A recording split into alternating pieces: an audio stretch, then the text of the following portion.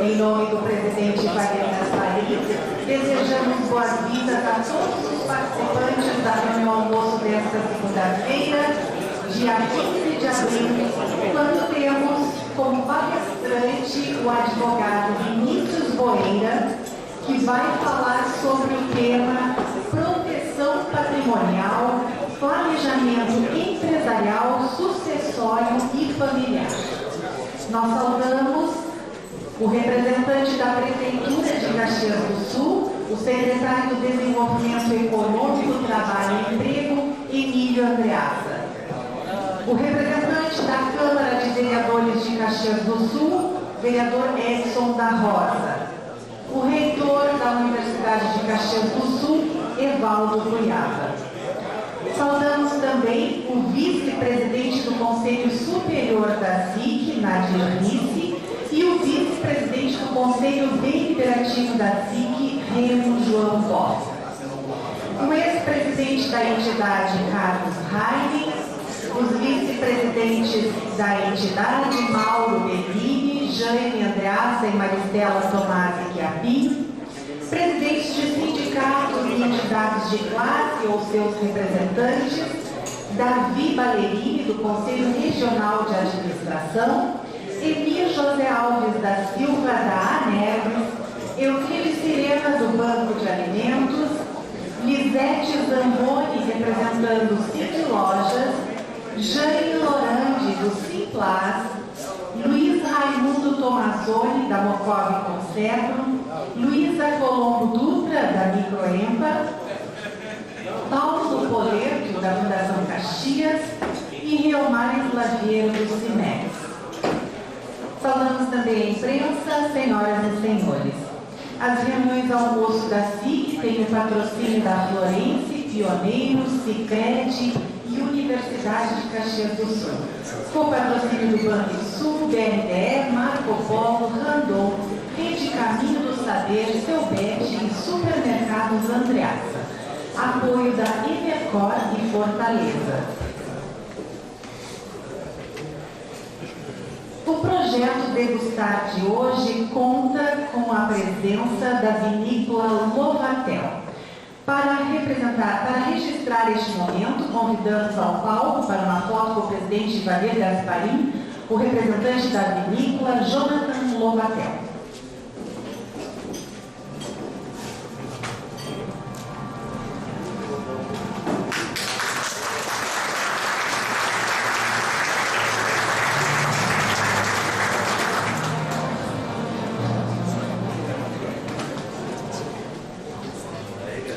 Neste momento, o presidente Wagner Gasparim fará uso da palavra.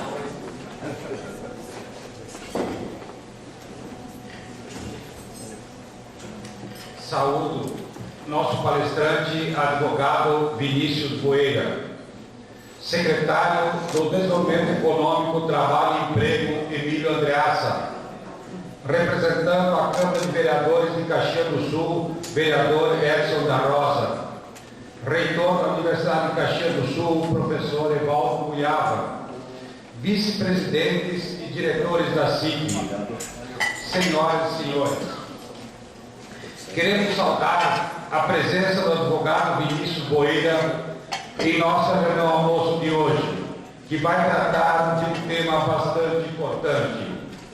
Muitas vezes, o empresário, por levar uma vida de muitos compromissos com seus negócios, acaba relegando o planejamento sucessório e familiar ao segundo plano. Acredito que esse deverá ser o tom da palestra do nosso convidado, ou seja, mostrar a relevância de se pensar o planejamento da empresa nos aspectos familiares e de sucessão de forma clara, antecipada e madura, justamente para garantir a continuidade da empresa e preservação do seu patrimônio. Posso estar equivocado, mas penso que essa deve ser uma preocupação de todas as empresas, independentemente de seu tamanho. Não há uma receita pronta, palestrante. mas temos uma visão de que profissionalizar a gestão é uma preocupação apenas das grandes empresas. Todo empresário tem que estar atento e planejar o que fazer em qualquer situação que envolva a sua família e seus associados, sócios. O número de filhos por família vem se reduzindo desde a década de 60. E esse por si só é um fator que deve fazer com que a empresa procure saber para onde vai, qual o seu futuro, qual o seu planejamento sucessório. Enfim, acredito que quem está participando da reunião almoço de hoje sairá com informações valiosas sobre este assunto, trazidas pelo especialista Vinícius Boeira, a quem mais uma vez agradecemos. Senhoras e senhores, queremos também aproveitar a oportunidade para registrar os nossos cumprimentos aos empresários Dagoberto Lima Godoy e Nadir Risse pela recondução à presidência e vice-presidência do Conselho Superior da CIT, em acordo com decisão do colegiado tomada em reunião realizada na última quarta-feira. Desejamos sucesso em mais esse mandato das nossas lideranças. Muito obrigado e boa reunião ao almoço a todos.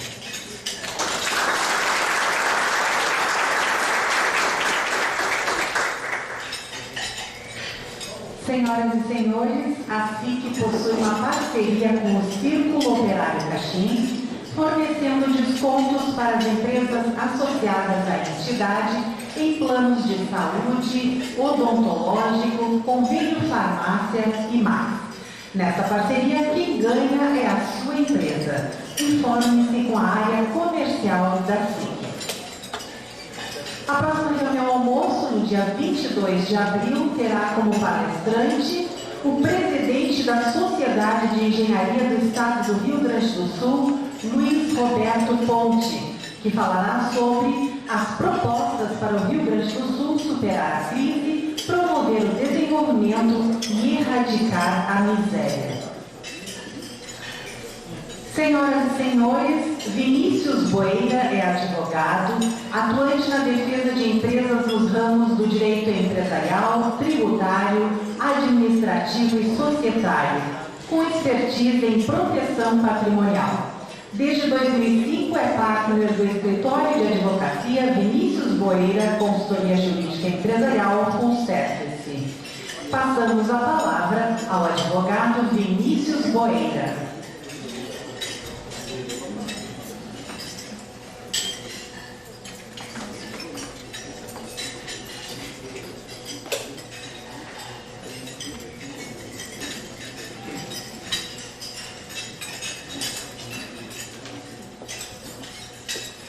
Bom dia, e me permito dizer bom dia porque ainda estão almoçando. Cumprimento o presidente da Câmara de Indústria e Comércio de Caxias do Sul, senhor Ivanir Gasparim,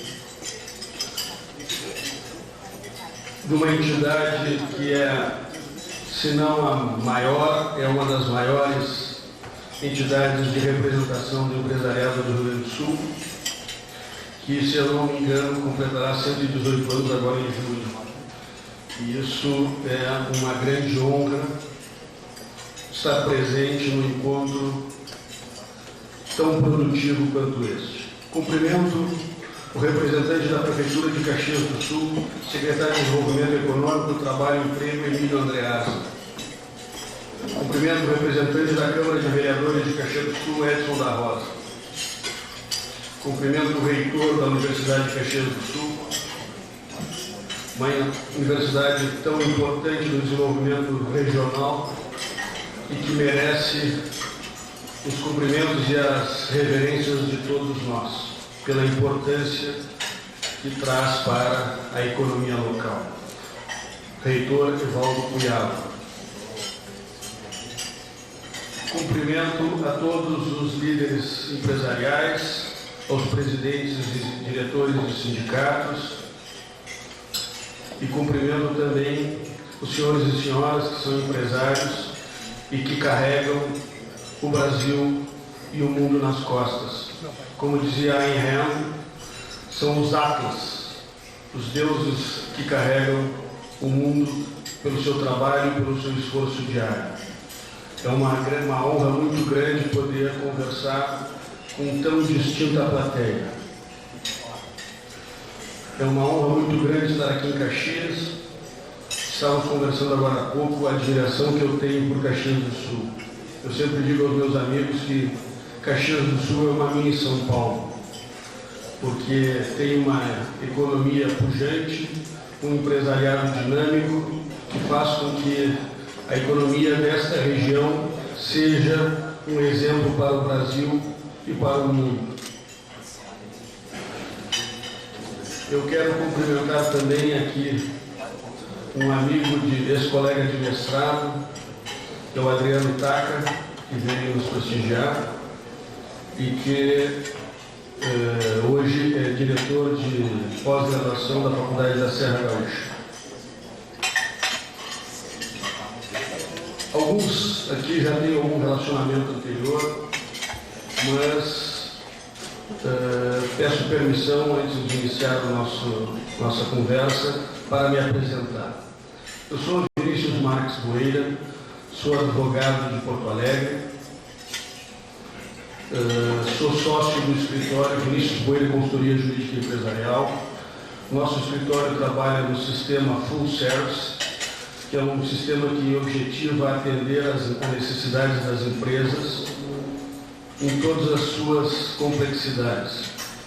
Ou seja, evitar a necessidade do empresário, independente do tamanho, de poder ter somente um escritório de advocacia concentrando todas as suas demandas, seja na área trabalhista, na área tributária, administrativa, facilitando a vida do empresário, facilitando a tomada de decisões, porque com isso ele consegue concentrar as informações fundamentais para o gerenciamento do negócio. Eu iniciei a minha vida acadêmica cursando engenharia mecânica na Universidade Federal do Rio Grande do Sul. Eu entrei muito jovem ainda na universidade, aos 16 anos, e inclusive comentávamos numa reunião há pouco que aos 17 anos, um pouco antes dos 18, eu fui presidente do DCE da URGS, e lá a gente aprendeu a entender os anseios da comunidade e tentar buscar soluções. Como estudante de engenharia mecânica e depois como empresário do ramo metal mecânico, eu tive um pouco de participação no Sindicato das Indústrias Metalúrgicas, do Cimetal, e também da Fiergs, e com isso eu entendi e conheci a fundo os dramas e as agruras de ser empresário no Brasil. Ao mesmo tempo que nós dividimos a atenção com o direito, acabamos em algum momento optando em abandonar a atividade industrial e focar somente na advocacia. Com isso, nós tentamos levar aquela experiência de dificuldades do empresariado para a advocacia, buscando amenizar ou amainar esses problemas. E por isso o nosso foco do escritório é essencialmente a defesa do empresário, da empresa e do patrimônio que a empresa, o empresário e a sua família conseguem conquistar.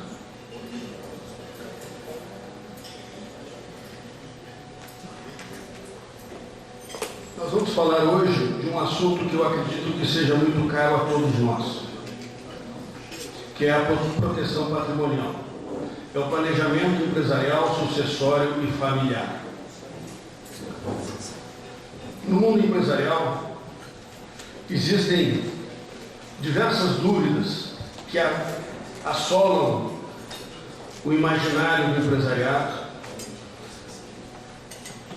Existem uma série de questões que acabam fazendo com que o empresário fique sempre em dúvida, por ser uma atividade empresarial muito isolada, uma atividade muito independente, onde o empresário não tem com quem conversar e dividir os seus problemas, acaba não tendo onde buscar as soluções para as suas dúvidas. Eu acredito que, entre as dúvidas que acometem o empresariado, entre tantas, a proteção do seu patrimônio é a que leva a que deveria merecer maior atenção. Em razão de todos os problemas que a gente acompanha no dia a dia, inclusive de amigos e conhecidos e histórias de empresários que sofreram problemas para manter o seu patrimônio. No Brasil, o isolamento e as dúvidas do empresariado são ainda maiores que o restante do mundo, no meu ver, tendo em vista as graves crises que o Brasil costuma passar. Nós vivemos no Brasil crises institucionais há ciclos de cerca de 25 anos, sendo que o Brasil é campeão mundial em impeachment, fazendo 2 impeachments neste ciclo. E por vivermos num sistema presidencialista, mal copiado do sistema americano, onde nós damos ao presidente da República uma concentração de poderes muito grandes, onde o presidente da República é o chefe de Estado, é o chefe de governo e é o chefe da administração, interfere no poder legislativo através de emendas parlamentares e com a caneta concedendo ou não recursos, e interfere no poder judiciário, indicando os membros dos tribunais superiores e dos tribunais regionais federais. Existe uma concentração muito grande de poder em uma única pessoa. E isso favorece as crises institucionais. E, pela característica do nosso sistema de governo, essas crises são transferidas para a economia. Ou seja, sempre que há crise política, por conseguinte, teremos crise econômica. Fora as crises econômicas propriamente ditas, como nós vivemos a de 2008, que felizmente o resto do mundo já superou e o Brasil ainda continua engatinhando para poder superá-la. Aliado a tudo isso, existe a vida, o dia a dia, a vida comezinha do empresário, que tem que imaginar o futuro da sua empresa, planejar o crescimento, pensar sobre os produtos, pensar sobre o atendimento, conferir a produção, conferir as vendas, conferir a lucratividade, conferir o trabalho de todos que estão à sua volta. Ou seja, é uma vida muito atribulada que leva, como disse o nosso presidente Gasparini, fazendo com que o empresariado relegue a segundo plano as questões que realmente importam e interessam em sua vida, que é a manutenção do seu patrimônio pela perenidade. Nesse momento, eu trago que a gente pode conversar sobre isso de maneira mais aberta e tranquila sobre a proteção patrimonial. A proteção patrimonial é fundamental para que o empresário possa trabalhar com tranquilidade e desenvolver as suas atividades, sabendo que, independente das agruras que venham a acontecer no seu dia a dia, a sua família estará resguardada e o seu futuro pessoal também poderá estar resguardado. Só que nessa série de dúvidas que acomete o empresariado, quando pensa em proteção patrimonial, ele logo pensa, mas como se faz isso? E não tem tempo para buscar as respostas. Ele pensa, quais são as possibilidades que existem para se fazer uma proteção patrimonial efetiva? Mas ele não tem tempo para buscar as respostas. Ele fica pensando, quais serão os caminhos legais que poderiam levar a uma proteção efetiva do meu patrimônio frente a ataques de credores? Ele pensa, quais seriam as alternativas que a gente poderia utilizar, se existem alternativas? Quanto tempo leva? Ou seja, tudo isso fica fomentando no imaginário do empresário. Mas o principal, como bom empresário, ele pensa, quanto isso custaria e quais seriam as vantagens efetivas, inclusive vantagens econômicas para se fazer isso. Porque somente nós que conhecemos os empresários e os senhores que são empresários sabem que o que nos move é sempre o objeto da satisfação patrimonial própria da sua família, dos seus colaboradores e da sociedade. Ou seja, o empresário é movido pela geração de valor. O empresário quer gerar riqueza para si e para os que os rodeiam, para a sua sociedade. E isso é fundamental. Neste momento, eu tento trazer aqui algumas soluções ou indicar que existem caminhos para que a gente possa buscar. Só que para iniciar isso, eu preciso tratar de algumas premissas, algumas considerações iniciais. O primeiro de todas é que vamos combinar que qualquer ser humano, qualquer cidadão, independente de sua atividade, ele ambiciona manter o que conquista. As pessoas fazem as suas conquistas ao longo da vida e desejam que aquelas conquistas permaneçam consigo, que não sejam perdidas, seja por qual motivo for. Então, isso não é exclusividade do empresário, independente do tamanho do empresário também, se pequeno, médio, micro ou um empresário transnacional. Também vamos combinar que todo o patrimônio, independente da atividade da pessoa, todo o patrimônio pode estar sob risco, e na verdade sempre está. Desde o risco mais simples, como o risco de uma separação familiar, onde existe a divisão do patrimônio, e dependendo desse patrimônio, o patrimônio ruim quando se divide, porque alguns patrimônios são essenciais que se mantenham unidos, e existe aquele risco até de um atropelamento, como nós comentávamos há pouco, de uma pessoa vir atropelar alguém e ter que fazer o pagamento de indenização. Ou seja, independente do risco, e aqui a gente pode ter uma criatividade bastante grande para imaginar todos os riscos que todos nós corremos. Ou seja, além de que qualquer pessoa pretende manter o que conquista, todo o patrimônio está sob risco. E todo empresário deseja manter esse patrimônio preservado. E a proteção patrimonial, ela visa exatamente isso. Se não isolar o patrimônio do empresário do risco, pelo menos mitigar os prejuízos a que eles estão sujeitos. Ou seja, se nós não conseguirmos manter a totalidade do patrimônio, vamos fazer com que reduza o risco e se perca o mínimo possível frente às dificuldades que se apresentarem. De maneira sucinta e econômica na palavra, um planejamento patrimonial, uma proteção patrimonial, é um conjunto de instrumentos jurídicos e societários, é um conjunto de atos que o empresário pode praticar de maneira legal, ou seja, todos eles dentro da legislação previstos em lei, que visem a reduzir o impacto dos ataques ao patrimônio, visem reduzir a problemática que pode surgir com demandas judiciais e extrajudiciais. Mas eu quero enfatizar que existe sempre a necessidade de que isso seja pensado previamente. Toda a proteção, ela é um planejamento, ela é uma visão antecipada. Assim como a gente fala sobre previsão de vendas, assim como a gente fala sobre perspectiva de negócios, assim como a gente objetiva atender um determinado mercado, a gente precisa também fazer um planejamento sobre como vamos conduzir a nossa vida pessoal. O planejamento é essencial para o sucesso da proteção. Caso contrário, acaba-se pecando e cometendo erros.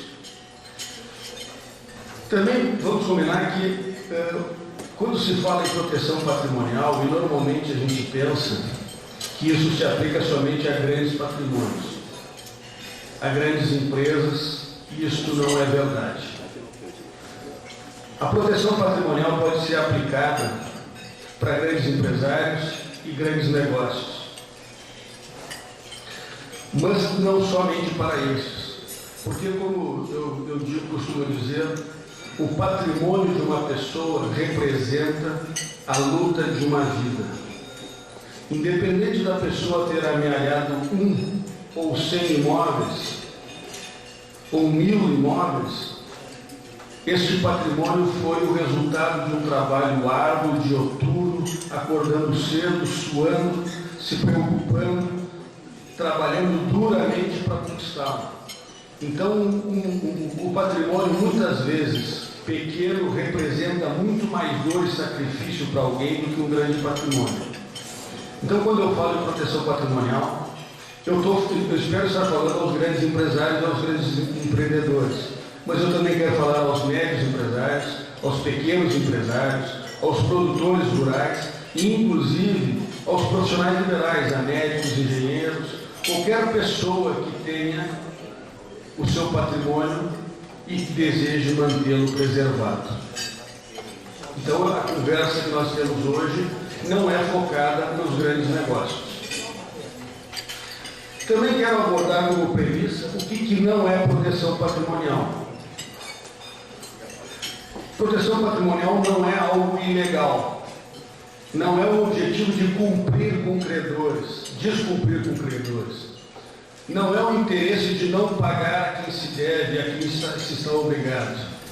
Não é deixar de cumprir obrigações civis e obrigações legais. Não é sonegar tributos. Proteção patrimonial não é fugir e sonegar pagamentos de obrigações trabalhistas. Nada disso é proteção patrimonial. Isso pode ser qualquer outra coisa. A proteção patrimonial bem feita e efetiva é aquela que está prevista na legislação, é feita com antecipação, com a orientação jurídica correta e com o apoio da empresa, do empresário e dos seus familiares. A gente muito ouve falar em blindagem patrimonial. A gente ouve falar isso em assuntos na internet, em jornais, em revistas, e a gente precisa separar o joio do trigo. A gente precisa separar o que é proteção patrimonial de blindagem patrimonial. Normalmente, a blindagem patrimonial, a tentativa de blindagem patrimonial, já é um erro, porque inexiste na legislação brasileira qualquer possibilidade de se evitar o ataque ao patrimônio de quem quer que seja e isolá-lo de maneira total e segura. Não existe possibilidade de se esconder o patrimônio de maneira que fique intocável. Essas promessas de blindagem patrimonial normalmente induzem a erros, e erros graves que acabam levando a problemas, talvez, em alguns momentos, piores e maiores do que originaram a tentativa de blindagem patrimonial. A proteção patrimonial ela é feita preventivamente, como eu já disse. Ela tem que ser feita com planejamento e antecipação. A blindagem patrimonial é uma atitude reativa. Ela sempre vem depois que o problema está instaurado e existe a tentativa do empresário racional, normal a qualquer ser humano, de mantença do seu patrimônio. Mas ela é reativa, ela é posterior ao ataque sofrido. A proteção patrimonial prima por atitudes éticas dentro de um planejamento. Ou seja, ela segue não só a legislação, mas ela segue uma conduta moral aceita pela sociedade. Já a blindagem patrimonial é ao contrário. Ela, no momento que já está instaurada as dívidas e os credores estão batendo a porta, ela faz uma tentativa de desvio patrimonial que, no mínimo, se não for ilegal, será antiética. A proteção patrimonial oferece ou tenta oferecer segurança jurídica principalmente, tendo em vista que, com atitude antecipada, ela prevê todos os riscos a que a atividade empresarial está sujeita e todos os riscos que circundam o empresário e a empresa e tenta agir de maneira preventiva, tenta agir de maneira pensada, buscando solução para aqueles problemas que poderão ocorrer. Já a blindagem patrimonial, por ser feita já no momento do problema existir, ela acaba incidindo em insegurança. Porque todo o ato praticado de desvio de patrimônio após o início de uma execução, ela pode ser entendida como fraude à execução e sofrer uma ação de redirecionamento ou uma ação de desconsideração da personalidade jurídica ou até mesmo uma desconstituição de atos jurídicos tecnicamente perfeitos praticados e desfeito através de uma ação pauliana. A proteção patrimonial, ela tenta manter sempre a personalidade jurídica criada. E essa personalidade, normalmente, ela é mantida porque ela é feita com anterioridade às execuções. E, como eu já disse, a blindagem patrimonial acaba sempre sendo posterior à existência de execuções passíveis de desconstituição por decisão judicial. E, principalmente, a desconsideração da personalidade jurídica. E isso é muito grave e tem ocorrido, inclusive, na esfera trabalhista. Nós tivemos uma alteração da legislação trabalhista, do Código Civil agora, no início do ano passado, que regrou a desconsideração da personalidade jurídica. Mas, a despeito disso, a Justiça do Trabalho entendeu que aquilo não se aplicava como previsto na legislação, no novo Código de Processo Civil, e não aplica nos processos trabalhistas esta alteração. Ou seja, a nova regra manda que o incidente processual, o novo processo para desconstituir a personalidade jurídica, aconteça dentro dos próprios autos da ação trabalhista. E isso, no meu ver, é ilegal. Mas a Justiça do Trabalho entende diferente. É importante que a gente também entenda que todo o patrimônio está sob risco ou pode estar sob risco. Todos nós aqui conhecemos histórias, já ouvimos falar ou temos nos nossos relacionamentos empresários que, depois de construir um forte alicerce patrimonial, acabaram por sucumbir. Acabaram por seus próprios negócios desaparecerem e o seu patrimônio se esvair como se fosse vento, sofrendo bloqueios judiciais, sofrendo penhoras, sofrendo leilões e sendo insuficientes para pagar as dívidas, e inclusive pagando as dívidas de maneira irracional, fazendo com que o próprio negócio sucumbisse. Mas não é só isso. O patrimônio empresarial, os negócios da empresa podem estar sob risco por contratos mal feitos, por decisões de investimento mal pensadas, por investimentos equivocados em momentos de crise. Podem estar sob risco por problemas societários.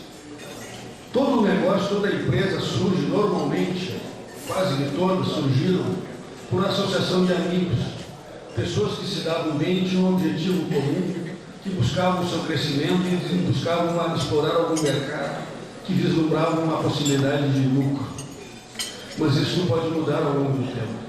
Aquilo que era um ambiente tranquilo pode tornar-se um ambiente de guerra, por diferenças de gestão, por diferenças de visão, por diferenças de caráter pessoal,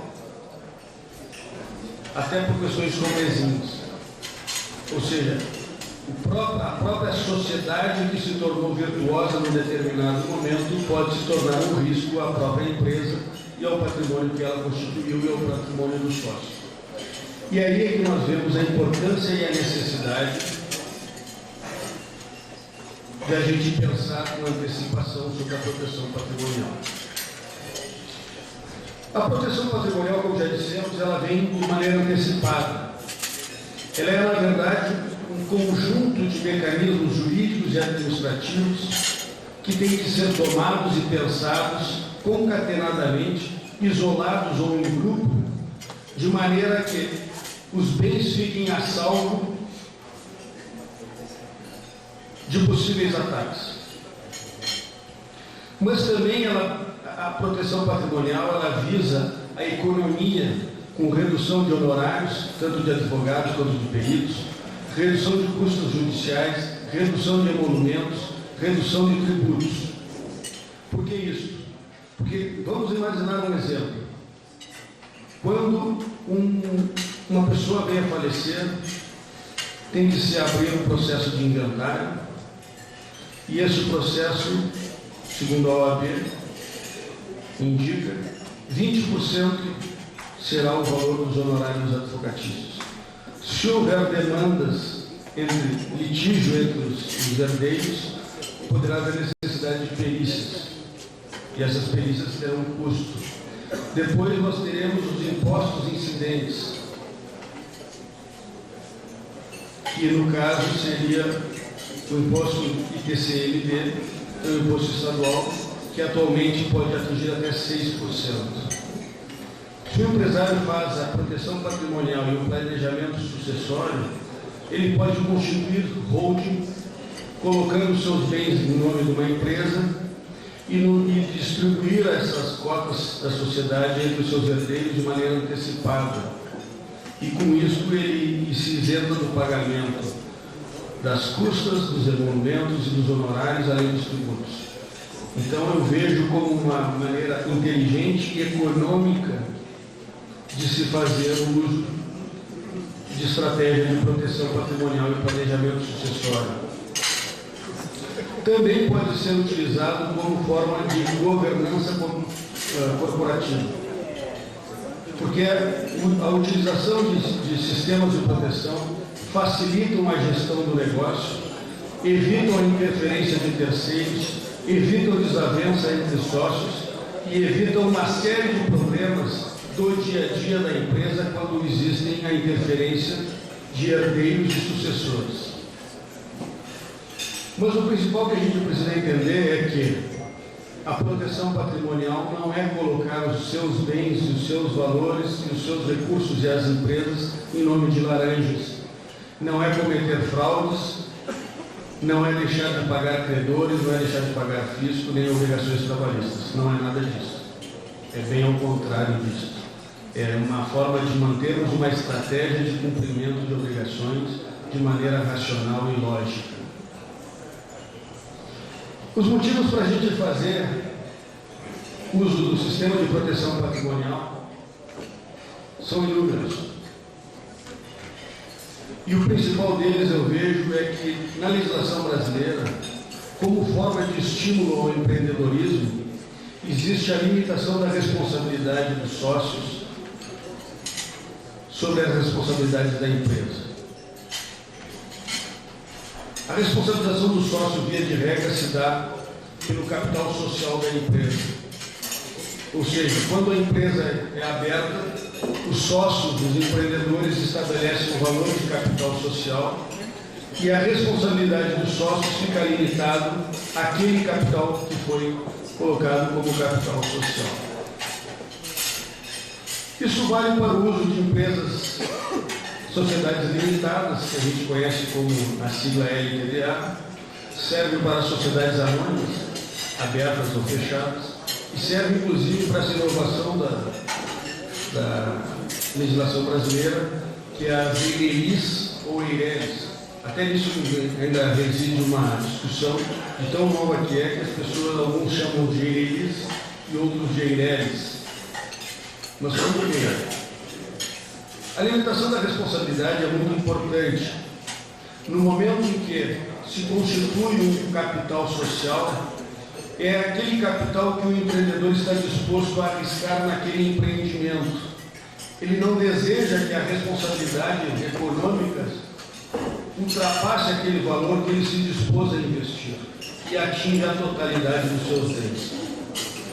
Então, o uso de uma empresa para a limitação da responsabilidade sobre o capital individual das pessoas físicas é importantíssimo. Eu diria que é primordial para a manutenção da tranquilidade familiar.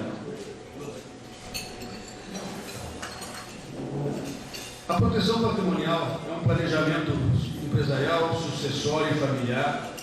Ele consiste, na verdade, em mecanismos jurídicos, e nós vamos ver a seguir alguns deles, os principais deles, e mecanismos administrativos, inclusive de gestão dentro dos negócios. O objetivo, além de proteger o próprio patrimônio, é garantir a continuidade do negócio, é evitar que o negócio sucumba e desapareça por algum erro ou alguma adversidade ocorrida. É fazer com que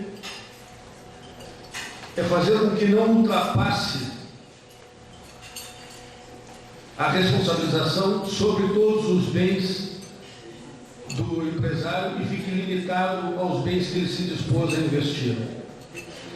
Ele traz segurança para a família e tenta mitigar os riscos da atividade empresarial. Eu vou dar uma acelerada porque o tempo está correndo mais rápido do que eu gostaria. Quais os principais riscos que nós estamos, como empresários, enfrentando? Nós temos os riscos trabalhistas, já bem conhecidos de todos nós, e eu vou até abordar bastante sucintamente isso, né, que são os benefícios funcionais, das discussões sobre os intervalos intra e interjornada, horas extras, adicionais noturnos, adicionais de insalubridade, desvios de função, acúmulos, danos morais, e mesmo depois da reforma da CLT de 11 de novembro de 2017, já foi de 11 de novembro de 2017, nós ainda estamos sujeitos a controvérsias trabalhistas, tendo em vista que o Poder Judiciário, a Justiça do Trabalho, se recusa muitas vezes a aplicar o que está descrito na lei, e se o empresário, por alguma falta de recursos momentâneos para pagar os depósitos, para recorrer em primeira e segunda instância, acaba deixando transitar em julgado uma ilegalidade. Às vezes por um erro de cálculo do valor do depósito recursal ou das custas, às vezes por um erro no cálculo do prazo para contestar, que inclusive até nisso a Justiça do Trabalho na revolta, que o Código de Processo Civil estabelece que o prazo deve ser contado em dias úteis, e a Justiça do Trabalho diz que são contados corridos, incluindo feriados e dias não úteis. Ou seja, os riscos trabalhistas são muito grandes. Nós temos os riscos tributários, que todos nós também conhecemos muito bem. Alfredo Augusto Becker, um jurista que eu gosto muito da área tributária, daqui de Porto Alegre, daqui não lá de Porto Alegre, do Bonfim, uma pessoa, uma figura maravilhosa, muito divertida, ele dizia que nós vivíamos no manicômio tributário, porque a legislação tributária brasileira é muito complexa, confusa, antagônica e de difícil compreensão, inclusive para os especialistas, fazendo com que haja descumprimentos involuntários constantes da legislação. Só para nós termos uma ideia, eu coloquei alguns dados na tela que chamam a atenção para esse manicômio. Desde a Constituição de 88, ou seja, nós temos aí 30 anos, nós temos quase 1,9 novas normas tributárias por hora no Brasil. Isso em nível federal. Se nós contarmos as 3 esferas de Estado, municípios, Estados e União, nós vamos chegar a 1.800 novas regras tributárias por dia. O CRC, o Conselho Regional de Contabilidade de Santa Catarina, estima que as empresas brasileiras gastam 200 horas por mês apenas para se adaptar às mudanças da regra tributária. Ou seja, este manicômio nos leva à loucura e nos impede de cumprir, mesmo de boa fé e boa vontade, a legislação tributária, fazendo com que incidam sobre as empresas, os negócios e o patrimônio, pesadas multas, autuações fiscais, que muitas vezes não são possíveis de reversão, tendo em vista que, em alguns momentos, até no concílio de contribuintes, as defesas que nós fazemos não recebem o apoio nem das entidades empresariais, como é comum acontecer. Além dessas, nós temos os riscos da legislação ambiental. Tão confusa e complexa quanto a tributária é a legislação ambiental. E a fiscalização vem aumentando, apertando o cerco, fazendo com que haja pesadas multas, incidam pesadas multas sobre os negócios, atingindo o patrimônio. E esses descumprimentos normalmente se devem a excesso de burocracia, ou seja, são descumprimentos involuntários, contra a vontade do empreendedor. Além disso, nós temos também os riscos inerentes à atividade, que são os riscos societários, como nós já abordamos, e eu vou passar rapidamente por questão do tempo, né? incluindo aí os riscos societários, a inserção na sociedade de sucessores indesejados, ou seja, os herdeiros do sócio falecido muitas vezes ingressam na sociedade sem o perfil empreendedor, sem o perfil empresarial e acabam fazendo com que o negócio sofra solução de continuidade. E também tem os riscos familiares que podem atingir o patrimônio. Brigas e desavenças entre familiares, problemas de casamentos mal sucedidos, falecimentos de sócios, tudo isso pode atingir o negócio, independente da vontade do empreendedor. Mas afinal, como se faz a proteção do patrimônio? Nós fazemos através de diversos instrumentos jurídicos que buscam de forma isolada em conjunto, através de estruturas jurídicas, personalidades jurídicas simples ou complexas, montar uma estrutura empresarial, uma arquitetura empresarial, muitas vezes com o uso de várias empresas e vários empreendimentos, para manter a segurança do patrimônio. Mas o primeiro item que eu vou tratar sobre proteção patrimonial é o compliance e auditorias periódicas. Ou seja, atitudes de compliance dentro das empresas, independente do tamanho, visam primordialmente a manutenção do patrimônio. Nós precisamos ter certeza que as regras estão sendo cumpridas, que a legislação está sendo obedecida, que os impostos estão sendo pagos e que os trabalhadores estão trabalhando em conformidade com a lei. Isso é fundamental para evitar os problemas. E a principal forma de proteção que se tem ainda é a antecipação ao problema, evitando que eles aconteçam. Na questão das auditorias, nós podemos adotar auditorias internas com maior frequência e com um custo, um benefício de um custo bem menor, mas também podemos e devemos adotar auditorias externas, onde especialistas de fora da organização não obedecem aos cacuetes da organização e principalmente às diretrizes que o sócio ou que o empresário que vai pagar a conta no final tem intenção. Auditar é sempre uma forma de proteção do patrimônio. A segunda forma é a principal que eu vejo, são o uso de estruturas empresariais. Existem as offshores, que eu não vou abordar hoje, porque foge um pouco do espectro da nossa conversa, mas elas são de uso importante em alguns momentos e dependem de muita análise sobre a problemática que poderá ser enfrentada no futuro.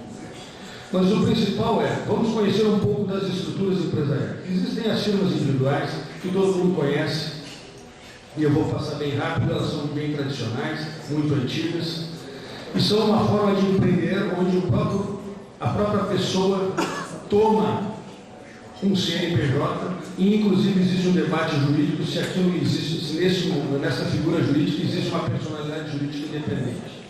Ela é a pior forma de empreender, tendo em vista que, segundo a legislação brasileira e a jurisprudência dominante, a firma individual faz com que se confunda o patrimônio do negócio da firma com o patrimônio do empresário, tornando a responsabilização ilimitada sobre o patrimônio do investidor.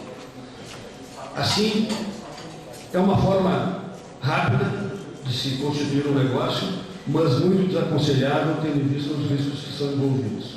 O segundo é a sociedade por responsabilidade limitada, as LTDAs, que a gente acaba constituindo, fazendo um contrato social através de um contador, desmerecendo a necessidade de estudo de todas as cláusulas, vírgula por vírgula, ponto por ponto, cláusulas contratuais. O contrato social é o que faz lei entre os sócios e regra o relacionamento do negócio com terceiros.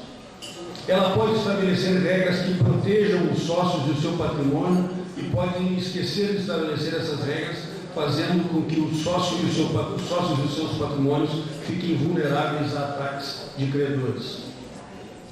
É importante também entender sobre a importância da integralização do capital.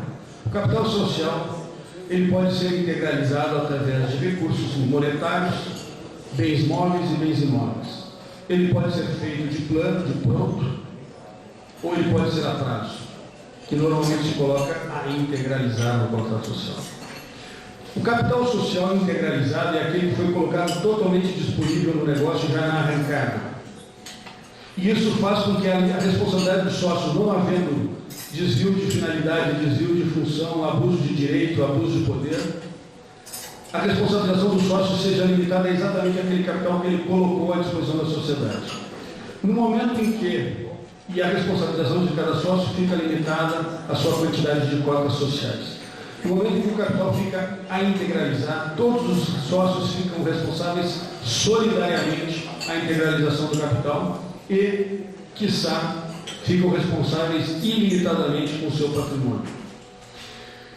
Solidariamente, dívidas solidárias e subsidiárias criam confusão, mas existe uma regra muito fácil para a gente compreender. Solidário é aquilo quando parece uma brincadeira de criança que são todos de mãos dadas. Essa é a responsabilização solidária. O credor escolhe todos que estão de mãos dadas a quem ele deve cobrar. E ele pode cobrar toda a dívida somente de um, ou pode cobrar de todos. O subsidiário seria aquela fila indiana, aquela fila de banco. Se o primeiro não tem dinheiro para pagar, passa seu segundo, passa seu terceiro e assim por diante. Então é bem fácil de compreender. Aqui nós temos que estudar um pouco, falar um pouco, e vou abordar rapidamente, sobre a desconsideração da personalidade jurídica. A teoria da disregard of legal entity foi criada na Inglaterra e foi criada de maneira a evitar a burla à lei e a burla à ética, onde os empresários, naquele momento histórico, tentavam desviar os pagamentos aos seus credores, constituindo negócios e dizendo que a dívida era do negócio e não era dele. E aí se criou a teoria de desconsiderar a pessoa da empresa e considera-se o patrimônio do sócio. Isso é fora da regra brasileira. A regra normal é a separação das pessoas. Mas existem previsões legais dentro do Código Civil, dentro do Código Tributário Nacional, inclusive dentro da CLT e principalmente dentro do Código de Defesa do Consumidor, que façam que se aplique a teoria do desregard, ultrapassando o patrimônio da empresa. E por isso é importante uma orientação jurídica correta na estruturação do negócio e principalmente na proteção patrimonial. Já as dívidas fiscais e trabalhistas, elas são diferentes um pouco, porque existe uma facilidade muito grande de redirecionamento das execuções e a teoria e a aplicação, como eu já falei antes, da teoria do desregard, da desconsideração, de maneira quase que imediata, inclusive contrária à lei, no meu ver, pela Justiça do Trabalho. Por fim, existe essa inovação que é as EIRELs, que são empresas de responsabilidade limitada, que são totalmente diferentes das firmas individuais, porque elas seguem a legislação das limitadas e, em algum momento, das SAs, onde se mantém a responsabilização da empresa separada da responsabilização do sócio. O grande interesse, neste caso, e elas são muito úteis para a proteção patrimonial, porque cada pessoa física pode ter somente uma EIREL. E a EIREL só tem um sócio, é uma sociedade com um único sócio. Só que as pessoas jurídicas, e essa inovação veio trazida na legislação, é bastante recente, vai completar um ano agora em abril, que as pessoas jurídicas do Brasil também podem constituir EIRELs. E a melhor de todas é que as pessoas jurídicas podem constituir mais de uma EIREL. Ou seja, as pessoas jurídicas podem criar holdings ou várias holdings sem uma nova sociedade.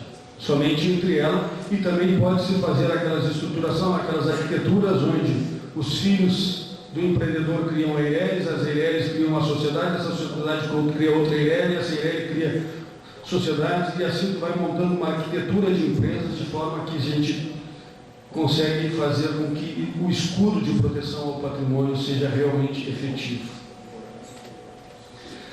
As sociedades anônimas, todos nós conhecemos, são antigas, existem as sociedades abertas e fechadas.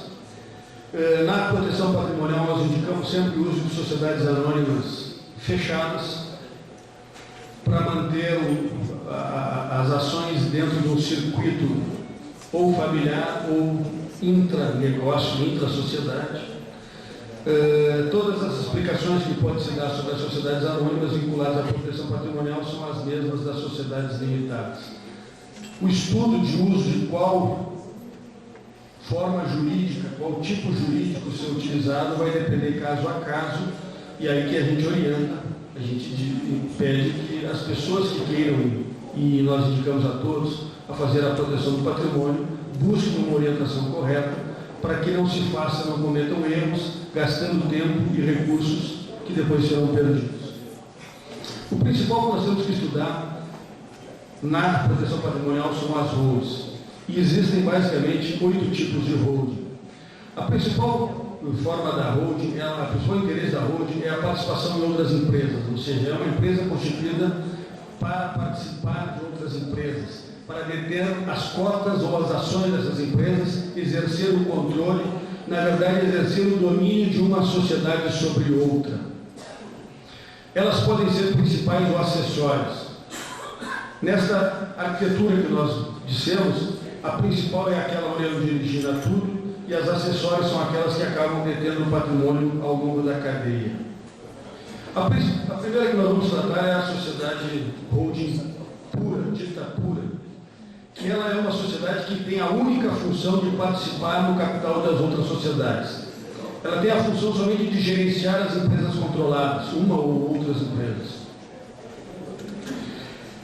Alguns doutrinadores dizem que é o tipo inócuo de holding, porque não existem benefícios fiscais a serem utilizados, tendo em vista que todo o faturamento desta holding pura, ele é um faturamento isento de tributação.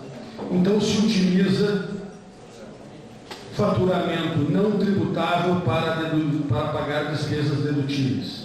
Então acaba não se tendo aproveitamento fiscal. O segundo é a holding mista, que ela, além de ter as características da holding pura, ela pode exercer atividades empresariais. E aí tem a grande, por isso ela é a mais utilizada no Brasil, porque ela consegue ter receitas tributáveis para pagar despesas dedutíveis. Então, além de ter todos os recursos da holding mista pura, ela ainda tem as vantagens de ser uma mista. Ela pode prestar serviços civis e comerciais, mas não industriais. Ela tem todas as características de exercer o domínio sobre as outras empresas, ela tem a participação no capital detendo cotas ou ações, tudo como uma holding pura. A única vantagem é que ela exerce atividades empresariais. Depois a principal de todas elas, que é a holding patrimonial, também conhecida como holding familiar. Ela pode ser feita sobre o tipo jurídico limitado ou SA, dependendo da quantidade de patrimônio e dos objetivos que se tem. Ela é mais conhecida como administradora de bens. Ela pode ser utilizada para antecipação da herança e do cônjuge, para os herdeiros e para o cônjuge. Ou seja, o empresário constitui, o detentor do patrimônio constitui uma empresa, transfere para ela todo o seu patrimônio, inclusive ativos financeiros, e depois divide essas cotas entre os seus herdeiros.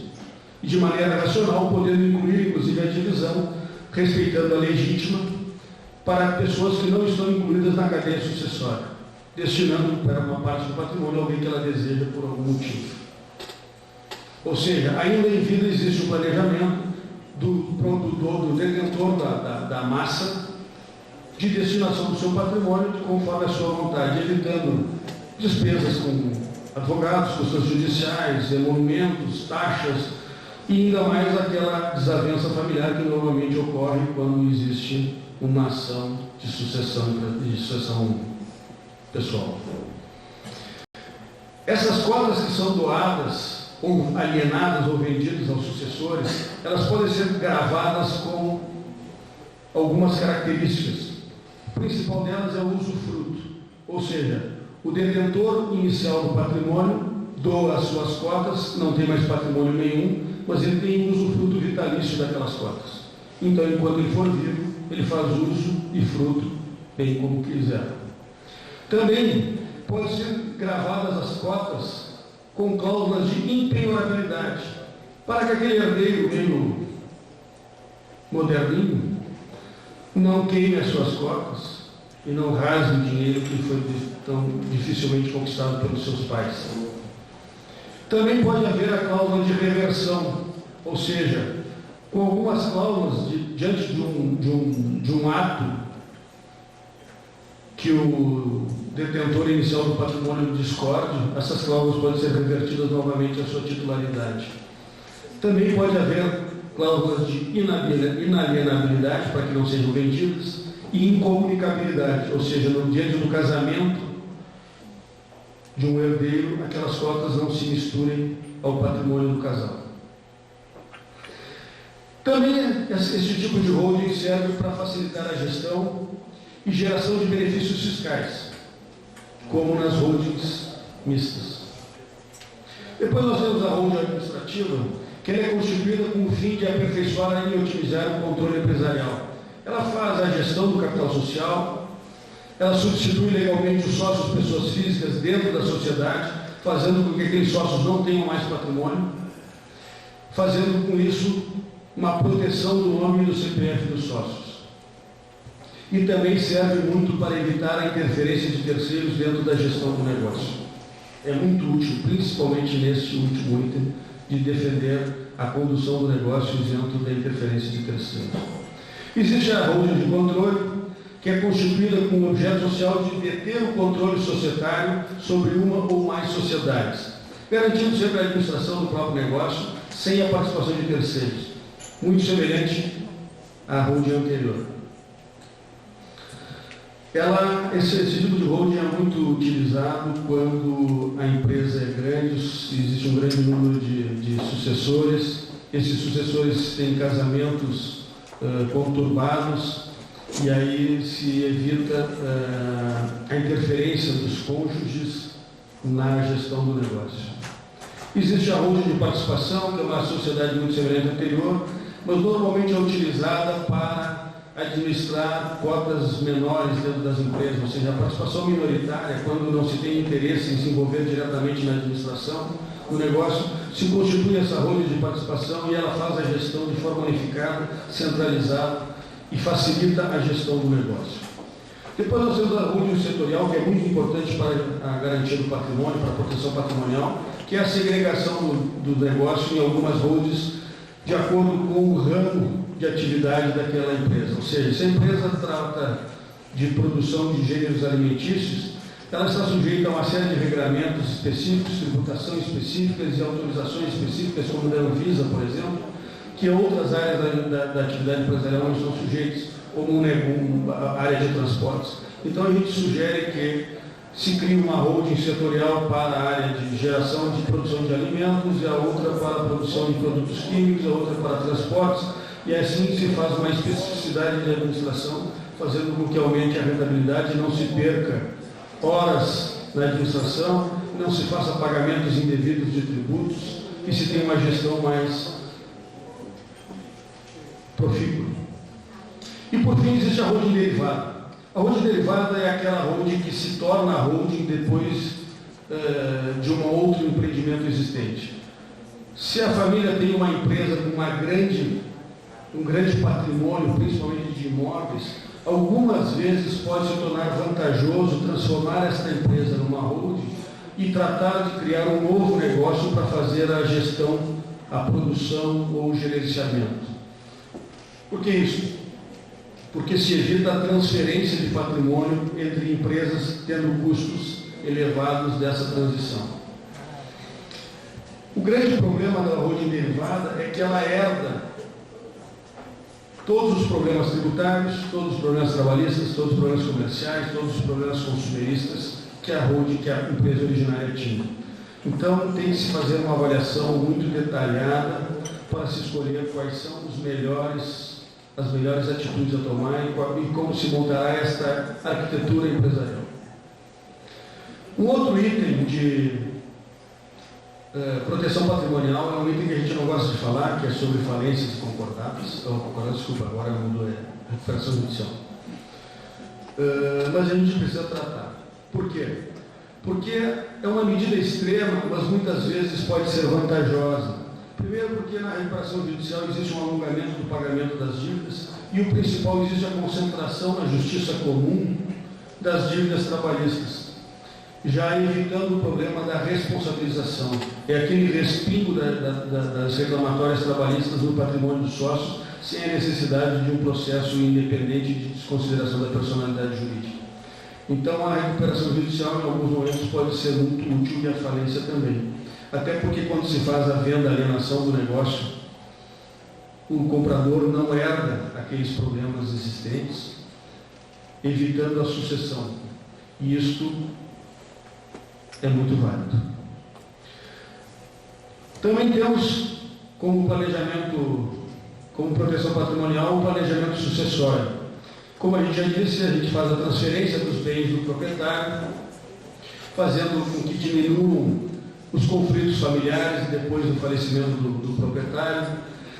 Ele tem que se fazer essa sucessão, esse planejamento sucessório é feito com um diagnóstico da família, estudando detidamente todos os aspectos que envolvem os sócios e as suas famílias, inclusive vendo os regimes de casamento que foram adotados pelos herdeiros, sobre as profissões dos herdeiros, se esses herdeiros têm negócios e quais são os riscos que esses negócios podem influenciar.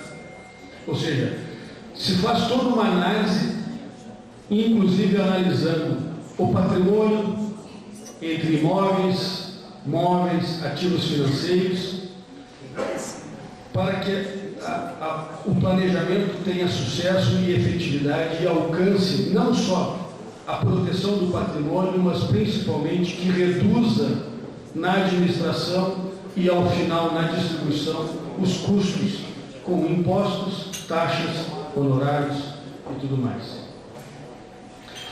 Também como planejamento, como proteção patrimonial, nós fizemos um bom planejamento e a segregação de atividades. Separar a empresa e os negócios de maneira que facilite a gestão, que facilite o planejamento tributário com tributações específicas e garanta que não se tenha custos desnecessários e pagamentos indevidos de tributos. Também se deve utilizar, como penúltima indicação, o estudo da redução dos regimes de união e casamento, os relacionamentos dos sócios, os relacionamentos dos herdeiros, fazendo contratos antinupciais, inclusive contratos de namoro, para evitar que haja uma alegação e um pedido de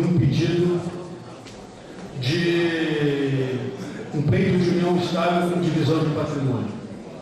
Nós indicamos muito isso para empresários recém-separados, porque não é incomum um pleito de união estável. Também indicamos que sejam feitos acordos entre cotistas, acordos particulares, que é aqueles regramentos que nós não gostaríamos que fossem públicos, que constam, que deveriam constar no contrato social, eles constam em acordos particulares entre cotistas ou entre sócios. Ali fica discriminado, pode ficar discriminado, inclusive, o ingresso de sucessores como funcionários, ingresso de familiares como funcionários, distribuição de lucros, prolabores e tudo mais. Ou seja, todo o regramento, como é que se diz? O combinado não é caro, né? Então, tudo que se combina antes se cumpre melhor e é efetivamente uma forma de proteção patrimonial. Como eu já disse, a gente precisa estudar, inclusive, a profissão dos sucessores e dos nubentes, né, quem vai casar com os nossos sucessores, os riscos das atividades inerentes à profissão e tudo mais.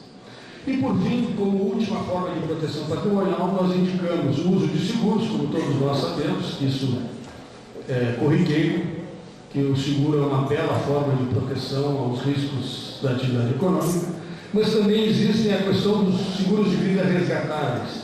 E isso é muito interessante, porque, diferente do seguro de vida comum, quando ocorre o evento, ou seja, diante do falecimento ou diante da incapacidade, aquele valor, uma parte do valor que foi pago como prêmio do seguro, ele retorna à família. Ou ele pode também ser um seguro resgatável e ainda em vida. Normalmente os prazos de carência são de 24 meses. E o valor, o percentual a retornar vai variado de acordo com o prazo em que o dinheiro ficará investido, rentabilizado como qualquer outra aplicação.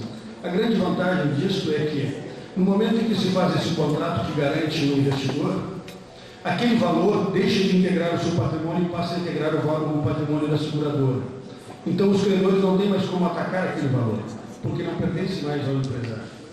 E o empresário resgata esse valor em vida, quando desejar, após o prazo de carência, ou diante do seu falecimento, garantindo a segurança da família. Então, eu vejo que é muito pouco utilizado, mas é muito válido os seguros resgatáveis. E também os fundos de investimentos exclusivos, porque esses fundos, eles têm somente um investidor, e este fundo tem um CNPJ próprio, constituindo um patrimônio independente do investidor também. Então, com isso, faz com que se crie uma barreira entre o patrimônio do investidor e o patrimônio do próprio fundo. Eu quero deixar claro que a proteção patrimonial é, na verdade, uma ação preventiva, legal, estudada, analisando todos os aspectos da vida e do patrimônio envolvido, montando uma estrutura que dê garantia para que o empresário possa continuar a sua vida após um insucesso, ou a família possa continuar com a sua tranquilidade que o empreendedor não tinha garantia, mesmo após a sua falta. Nós precisamos entender que a proteção do patrimônio é tão fundamental ou mais fundamental que a ameliação do patrimônio. Nós precisamos garantir que ficará conosco aquilo que nós conquistamos com suor e trabalho árduo. Espero ter colaborado com os empresários aqui presentes, pequenos, médios, micros, e com as entidades empresariais para que possam dar orientação correta aos seus associados, porque saídas existem, basta que a gente procure. Obrigado por me ouvir, uma boa semana produtiva a todos nós.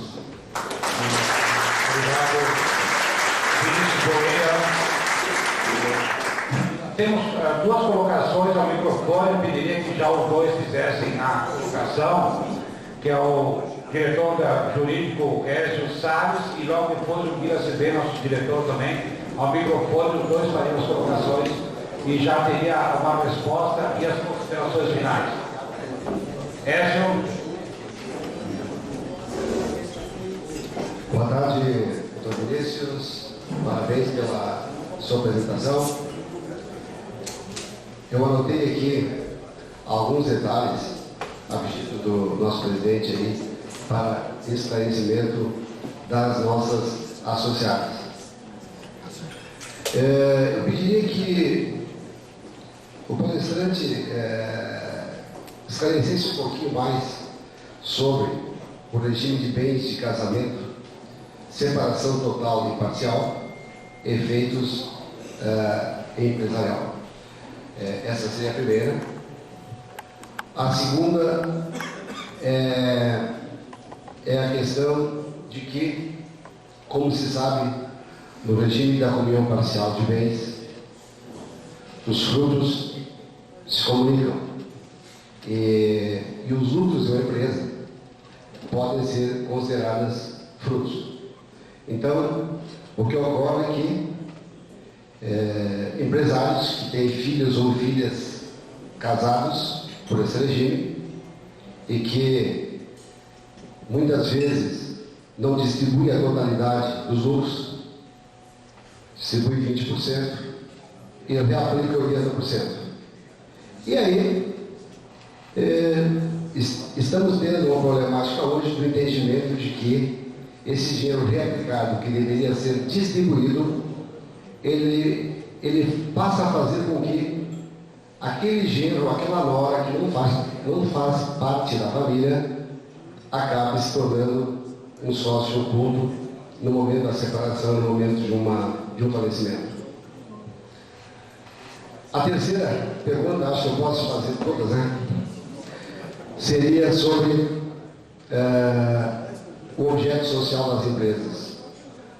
As empresas, embora aqui limitadas, mas se houver a extrapolação do objeto social ou uma fraude à lei, o que ocorre? Os sócios, mesmo que tenham um capital definido, eles vão responder de forma integral perante terceiros, perante prejudicados. Era isso, doutor Vinícius. Obrigado. Eu já passo o Vila ao microfone também e depois as respostas e as considerações finais do nosso palestrante.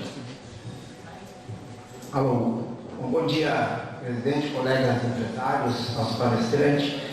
Eu quero aproveitar essa oportunidade de compartilhar com vocês um aprendizado que a gente teve no grupo DataSys, e ele foi despertado numa reunião almoço da CDL há uns 12 anos atrás, quando eu era integrante da CDL jovem, e a pauta de uma reunião janta, não almoço, foi sucessão e proteção patrimonial.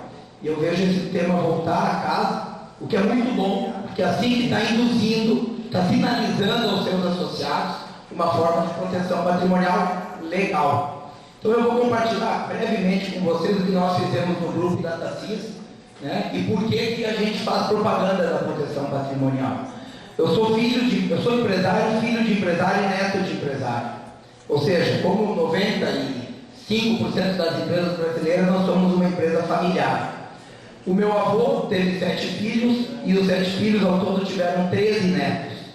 Então a proteção patrimonial começou lá com meu avô e com a minha avó, quando foi constituída à época uma offshore, um paraíso fiscal, que foi a forma, 20 anos atrás, que nós encontramos de proteger o patrimônio construído.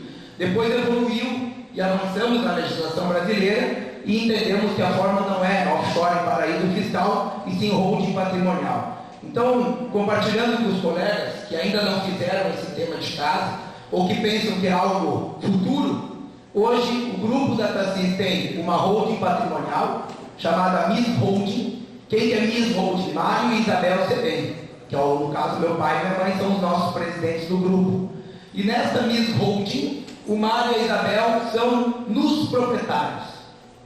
Todo fruto do patrimônio colocado na Miss Holding é do direito do Mário e da Isabel, enquanto eles estiverem vivos. Mas a propriedade deste patrimônio é eles são usufrutuários e nós somos nos proprietários. O que é o nos proprietário? Eu e meus 2 irmãos somos donos de todo o patrimônio construído pelo Mário e pela Isabel, porém estamos nus. Nós não temos direito nenhum sobre o patrimônio, não podemos alienar, não podemos vender, não podemos usar o usufruto, porque esse usufruto está garantido ao Mário e Isabel.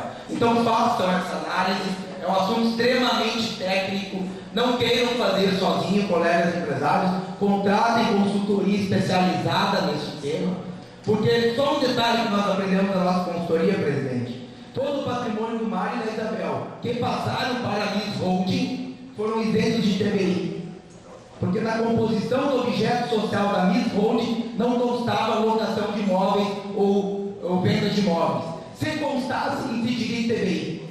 Por não constar, não incidiu ITBI. Fizemos uma economia de alguns milhares de reais de ITBI dentro da norma, dentro da lei. Nós não sonegamos o ITBI, nem deixamos de ir ao município e pedir ao município uma guia isenta por nós estarmos transferindo patrimônio de 2 pessoas físicas para uma holding patrimonial. Então só o ganho que nós tivemos com o ITBI que se pagaria no dia de transferir esse patrimônio, nós já pagamos a consultoria jurídica.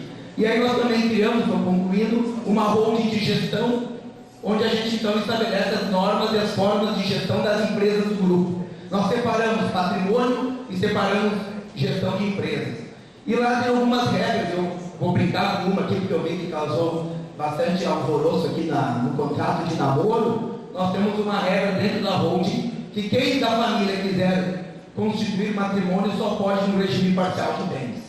Não é permitido eu e meus irmãos casarem com união universal de bens.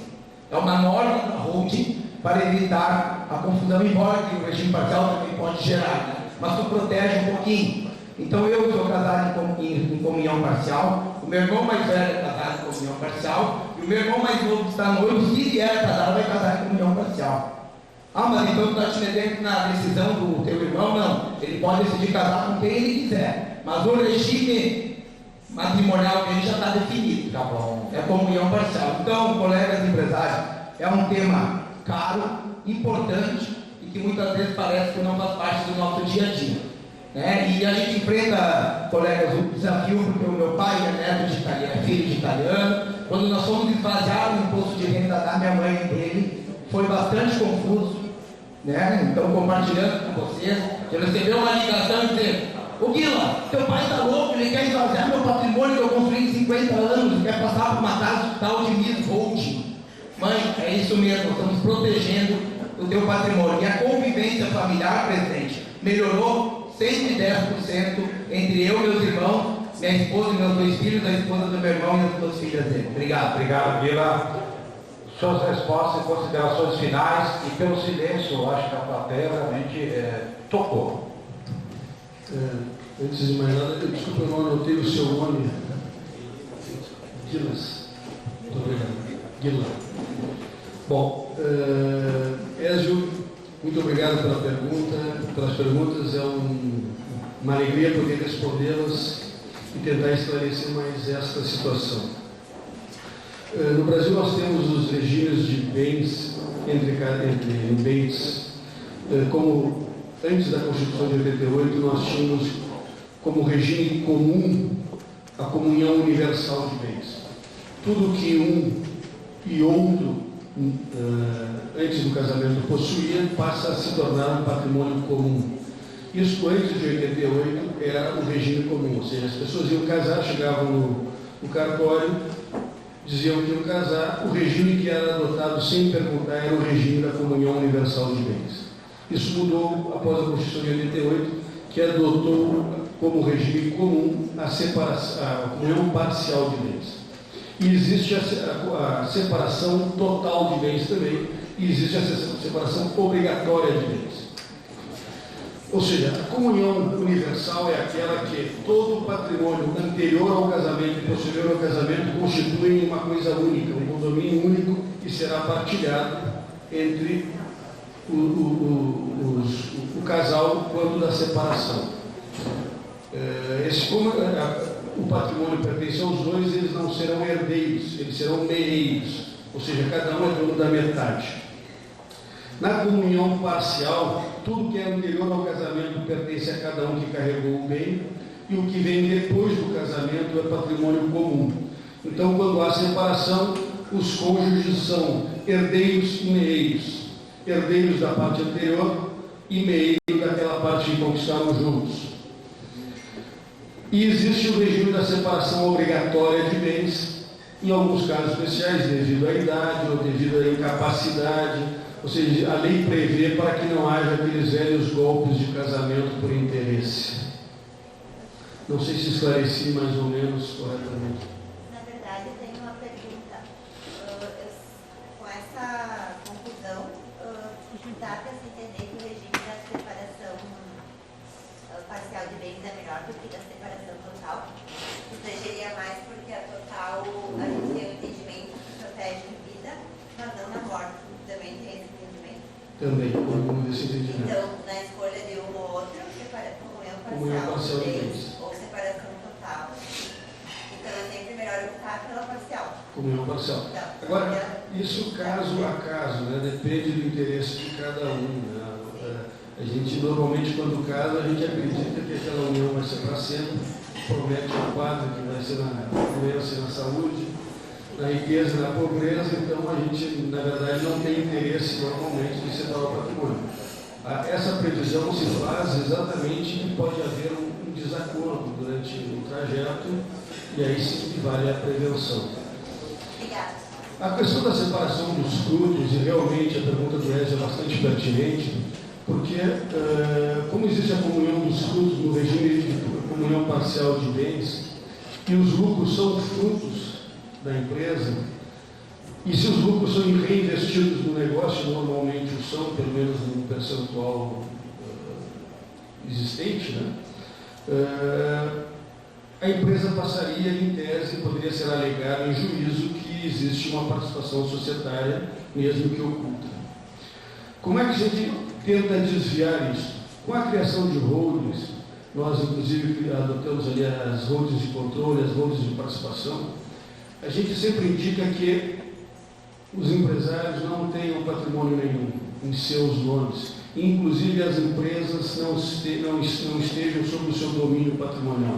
A gente precisa criar uma cadeia de empresas onde a empresa que vai ter os lucros não será de uma pessoa física, e sim será de uma outra empresa. E essa outra empresa não vai distribuir lucros, então não vai haver participação societária. E aí, quando se quiser fazer uma viagem, a viagem pode ser paga pela empresa. Quando se quiser adquirir um automóvel, até é aconselhável, por razão das multas, que os automóveis não ficam no nome das pessoas físicas, para não correr o risco de perder a carteira, ficam no nome de uma empresa. Os imóveis serão de empresas, ou seja, não se terá nenhum patrimônio e não se receberá, a não ser o prolabore das empresas. E aí se evita, se desvia a possibilidade de divisão patrimonial indesejável. Na verdade, quando eu falo isso, eu não estou falando em defesa do marido ou da esposa. Eu falo em defesa de quem gera o valor, quem gera a riqueza, ou seja, pode haver, tanto do homem ou da mulher, a falta de desejo de dividir aquele patrimônio com os seus genros ou nós. E até porque não por indisponibilidade ou inimizade, sim exatamente para manter a integridade do negócio. Porque no exemplo que nós tivemos da DataSys, com aquela quantidade de filhos e netos, imagina se todo mundo adentrar na empresa com cotas durante a herança. Vai chegar um momento que tem uma torre de papel, que ninguém mais conversa e a empresa não vai ter solução de continuidade. Então, essas previsões têm que se fazer exatamente para manter a renda e o faturamento do negócio, para garantir, inclusive, a vida e a tranquilidade daqueles que a gente pode gostar mais ou menos. Desculpa, eu não me recordo a última pergunta sobre o objeto social. O objeto social, na verdade, a empresa limitada, ela seria limitada à participação de cada sócio. Mas quando ela age em desacordo com o social, sim. Ou o contrato social, todo contrato social ele tem que estabelecer qual é o objeto de uma empresa. Um exemplo que eu gosto de usar muito, que é um exemplo bem simples e até simplório, vamos dizer assim, é que a empresa que é constituída para vender pneus, por exemplo, ela pode prestar serviços, obrigatoriamente prestar serviços de balanceamento de geometria e suspensão. Mas se no objeto social dela consta somente venda de pneus, ela fazendo o balanceamento da geometria e a suspensão, ela está fazendo um abuso de contrato. E este abuso de contrato, por mais boa fé que se tenha, por mais que aumente o faturamento e a lucratividade do negócio, ela é um abuso de direito. E como abuso de direito, poderá ser transmutada a responsabilidade dos sócios de forma ilimitada. Ou seja, aquele síndico da massa falida vai fazer um pedido judicial e o juiz vai acatar, porque houve um abuso de direito. E aí a responsabilidade do sócio, em vez de limitada a sua participação do capital, torna-se ilimitada. Então, por isso que a redação das cláusulas contratuais é fundamental. Eu não gosto de tratar do abuso da ilegalidade cometida, até porque eu acredito que todo empresário ele tem boa fé, boa vontade e é cumpridor de leis. Quando isso ocorre, é normalmente por força maior ou de razão involuntária. Então, quando acontece sempre com boas intenções, mas os efeitos não respeitam as boas intenções. Eu agradeço a todos, agradeço muito o convite, realmente eu fico muito alegre, muito feliz de estar aqui conversando com vocês, porque para mim é uma honra poder palestrar na reunião da CITA. Muito obrigado, uma boa tarde e que todos nós tenhamos uma semana muito produtiva e rentável. Obrigado.